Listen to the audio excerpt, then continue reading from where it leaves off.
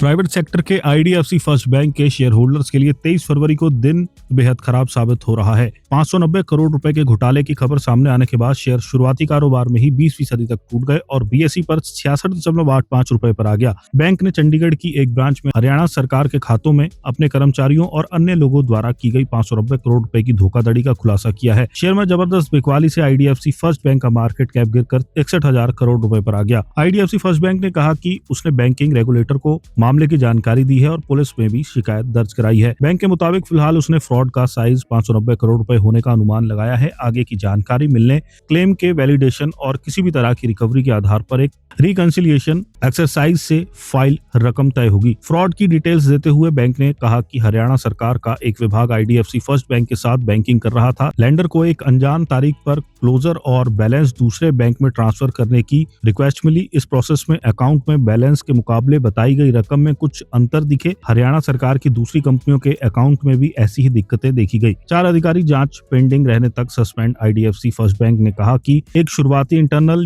Review किया गया था और ये मामला हरियाणा सरकार के अंदर सरकारी लिंक्ड अकाउंट्स के एक खास ग्रुप तक ही सीमित है, जिसे चंडीगढ़ में उस ब्रांच के जरिए ऑपरेट किया जाता है। बैंक ने जोर देकर कहा कि ये धोखाधड़ी चंडीगढ़ ब्रांच के दूसरे कस्टमर्स तक नहीं फैली है। बैंक ने 4 अधिकारियों को जांच पेंडिंग रहने तक सस्पेंड कर दिया है। साथ ही कर्मचारियों और दूसरे बाहरी लोगों के खिलाफ सख्त डिसिप्लिनरी, सिविल और क्रिमिनल एक्शन का भरोसा दिलाया है। इस बीच हरियाणा सरकार ने अगले ऑर्डर तक तुरंत प्रभाव से आईडीएफसी फर्स्ट बैंक और एयू स्मॉल फाइनेंस बैंक को सरकारी काम के लिए डी-एम्पेल्ड कर दिया है। एक आधिकारिक सर्कुलर में कहा गया कि राज्य सरकार इन इंस्टीट्यूशंस में कोई सरकारी फंड ना ही जमा करेगी, ना इनके जरिए इन्वेस्ट करेगी और ना ही ट्रांजैक्ट करेगी। आसान शब्दों में इन दोनों बैंकों के मध्य से फिलहाल कोई भी सरकारी वित्तीय काम नहीं होगा। आईडीएफसी फर्स्ट बैंक के कथित फ्रॉड मामले पर भारतीय रिजर्व बैंक के गवर्नर संजय मल्होत्रा का भी बयान आ गया है। आरबीआई गवर्नर ने कहा कि इस मामले पर नजर रखी जा रही है और ये कोई सिस्टमैटिक समस्या नहीं है। संजय मल्होत्रा ने सोमवार 23 फरवरी को कहा कि बैंकों के पास काफी पूंजी है। उन्होंने बताया कि बैंकिंग सिस्टम के कैपिटल एडिक्वेसी इस समय 17% है, जबकि नियम की ये आवश्यकता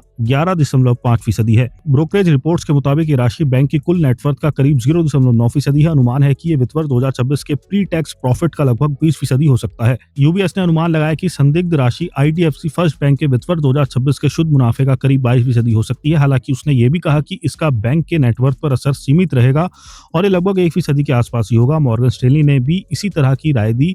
उसके मुताबिक वित्त वर्ष 2026 के टैक्स से पहले के मुनाफे पर लगभग 20% तक का असर पड़ सकता है।